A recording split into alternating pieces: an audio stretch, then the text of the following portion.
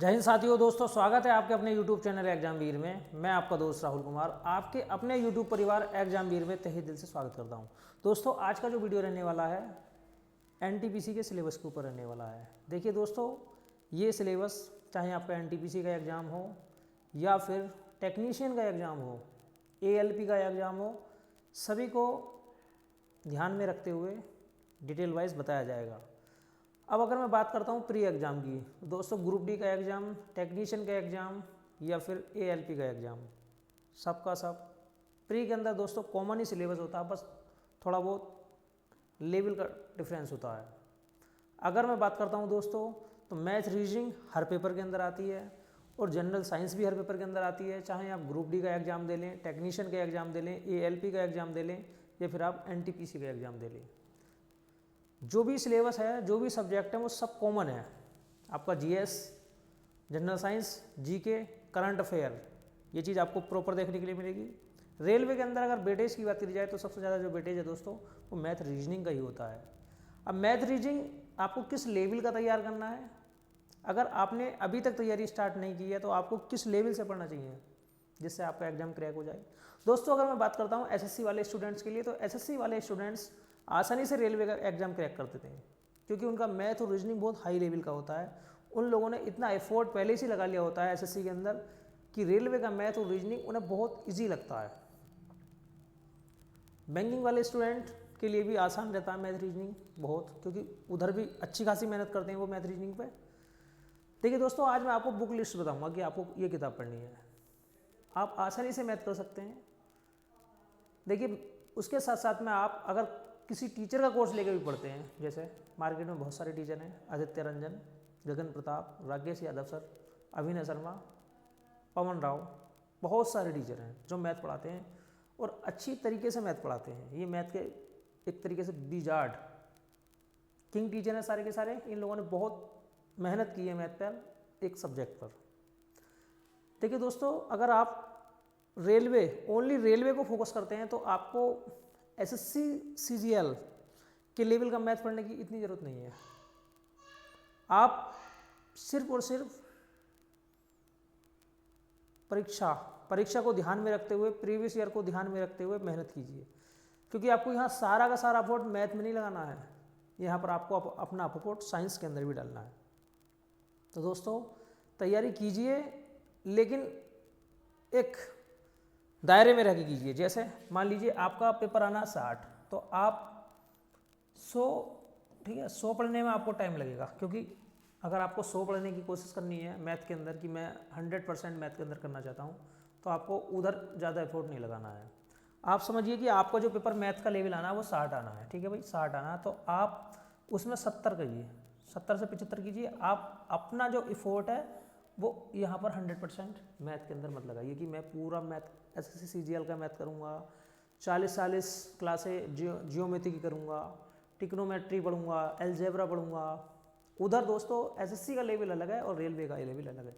मैं खुद SSC का स्टूडेंट था, तो मुझे रेलवे क्रैक करने में आज तक कोई परेशानी नहीं पड़ी। मैं बिना तैयारी के, बिना मूक लगाए रेलवे के एग्ज़ाम को आसानी से क्रैक कर देता था। इसके पीछे एक ही कारण था, SSC CGL का स्टूडेंट। तो जो SSC वाले बंदे होते हैं दोस्तों, उन्हें परेशानी रेलवे में बिल्कुल नहीं पड़ती है। लेकिन हम ऐसे एस्पिरेंट्स के लिए बताएंगे जो सिर्फ और सिर्फ रेलवे पर फोकस हैं, जिनका टारगेट ओनली रेलवे है, जो UP पुलिस, GD, इन परीक्षाओं को देने के साथ साथ में रेलवे की परीक्षा का सपना रखते हैं। उनके लिए दोस्तों बहुत ज़्यादा ये बात महत्वपूर्ण है। देखिए दोस्तों, आप देखिए RS अग्रवाल की किताब आप पढ़ सकते हैं, ठीक है। इसके साथ साथ में अगर आप SD यादव की किताब पढ़ना चाहें, देखिए SD यादव की किताब पढ़ना चाहें तो आप ये भी कर सकते हैं। SD यादव की किताब आसान है, यहाँ पर आपको हर टाइप का सवाल मिलता है और उस पर काफ़ी सारे क्वेश्चन होते हैं प्रैक्टिस के लिए, तो ये वाली बुक बहुत अच्छी है आपके लिए। इसके अलावा बहुत सारी बुकें हैं। आप देखिए, अगर मैं बात करूँ तो हर टीचर की अलग अलग बुक है। आप उन बुकों को उठाओगे दोस्तों तो आपको बहुत मेहनत करनी पड़ेगी, आपको बहुत अच्छा वाला पढ़ना पड़ेगा, क्योंकि वो SSC CGL मेंस एग्जाम को ध्यान में रख के बनाई गई हैं। तो आपके लिए बेस्ट बुक है रेलवे के लिए SD यादव की बुक, आप आसानी से कर सकते हैं। और ये बुक आपके रेलवे के एग्जाम को बिल्कुल क्रैक करेगी। लेकिन अगर एक्स्ट्रा नॉलेज चाहिए दोस्तों, तो आप किसी टीचर का कोर्स भी पढ़ सकते हैं, वो मेंस तक आपका काम देगा। लेकिन एनटीपीसी मेंस का जो पेपर होता है वो भी भारी नहीं आता, वो भी आसान होता है। मैथ रीजनिंग वहाँ भी ज़्यादा टफ नहीं होता है, बस फोकस करना होता है आपको कट ऑफ, आपको ज़्यादा से ज़्यादा मार्क्स लाने हैं। साइंस पर भी फोकस करना, करंट अफेयर पर भी फोकस करना, जीके पे फोकस करना, तो कई सारे सब्जेक्ट हैं। आप मैथ और रीजनिंग के अंदर इतना ध्यान मत लगाइए, इतना ध्यान मत लगाइए कि आपकी साइंस कमज़ोर रह जाए, आपकी जीके कमज़ोर रह जाए, क्योंकि अगर वो पोर्शन आपका बेकार हो गया तो दोस्तों तो भी सिलेक्शन मेंस में नहीं हो पाएगा। प्री में एक बार को हो जाएगा, लेकिन मेंस के अंदर नहीं हो पाएगा, क्योंकि अगर प्री की बात करता हूँ तो 13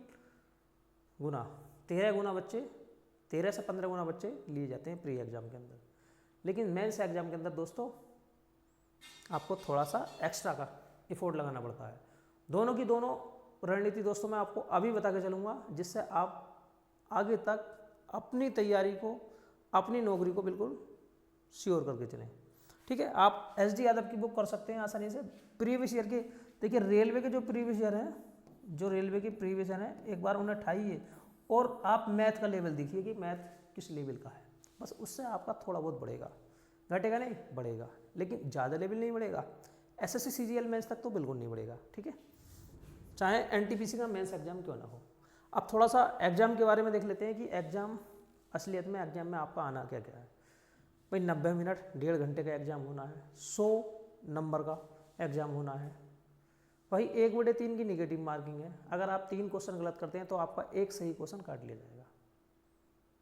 अगर प्री एग्जाम की बात करी जाए दोस्तों, तो आप 60 से 65 क्वेश्चन करने के बाद में आसानी से प्री एग्जाम क्वालिफाई कर सकते हैं, चाहे आप किसी भी कैटेगरी के क्यों ना हो।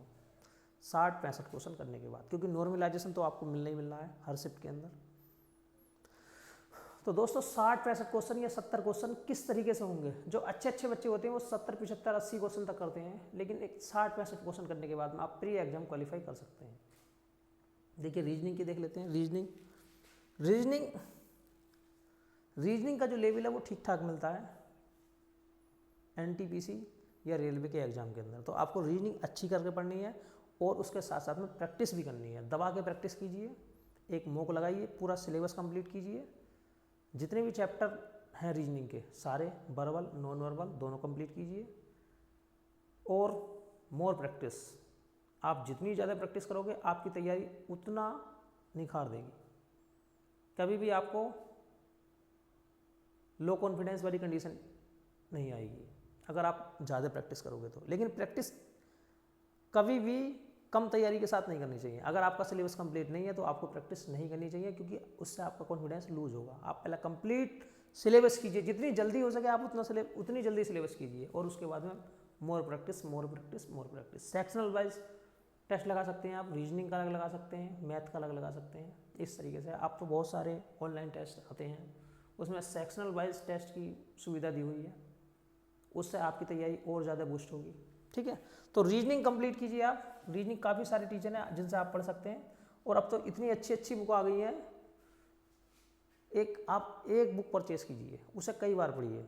1000 बुक है, खरीदने से बेहतर है एक बुक को 5-6 बार पढ़ा जाए, 4-5 बार पढ़ा जाए, 3-4 बार पढ़ा जाए, वो बहुत बेस्ट होती है। और उससे बेस्ट दूसरा काम नहीं होता है। आप इसकी बुक खरीदिए, इसकी बुक खरीदिए, वो चीज़ नहीं है। आपको एक ही बुक को कई बार पढ़ना है, इतनी बार पढ़ना है कि आपकी एक चीज़ कंप्लीट हो जाए। और अगर आप बुक अनेकों पढ़ते हैं तो आपका खुद का मेथड होना चाहिए सवाल को हल करने का, जो आपने टीचर से सीखा है। आपको अलग अलग तरीके अप्लाई नहीं करने हैं। ठीक है, आपका खुद का मेथड, और मेथड भी ऐसा होना चाहिए जिससे सवाल जल्दी हो। ऐसा नहीं कि बहुत लेंथी मेथड है, आपके सवालों को नहीं बना पा रहा है, वो तरीका अच्छा नहीं है। अगर आपके पास में ऐसा तरीका है किसी भी चैप्टर को करने का, चाहे वो मैथ के अंदर हो या रीजनिंग के अंदर, तो आप उस पर अपडेट कीजिए अपने आप को। आप अपने आप को उस पर काम कीजिए कुछ दिन। आपका तरीका, जो भी नया तरीका, लेटेस्ट पैटर्न है, लेटेस्ट मेथड है, उस पर वर्क कीजिए, और उसके बाद में देखिए आपके सवाल आसानी से हो जाएंगे। अब बात कर लेते हैं भाई साइंस की। देखिए रीजनिंग मैंने आपको बता दिया, जीके देखिए दोस्तों, अगर मैं वेटेज की बात करूं थोड़ा सा, तो मैथ्स आपको 30 से 35 क्वेश्चन देखने के लिए मिलते हैं, 30 से 35। रीजनिंग भी 30 से 35 आपको देखने के लिए मिलते हैं। तो अगर मैं 35 लेता हूं तो 70, और 30-35 लेता हूं तो 65। आपको जो जीके देखने के लिए मिलेगी वो दोस्तों 35 से 40, मतलब 30 से 40 नंबर के बीच में आपको जीके देखने के लिए मिलेगी। रेलवे के एग्जाम में 30 से 40 नंबर, 30 से 40 क्वेश्चन आपको जीके के देखने के लिए मिलते हैं, जिसमें दोस्तों अगर बात करी जाए जनरल साइंस आनी है। जनरल साइंस में 3 पोर्शन है आपके, देखिए फिजिक्स है,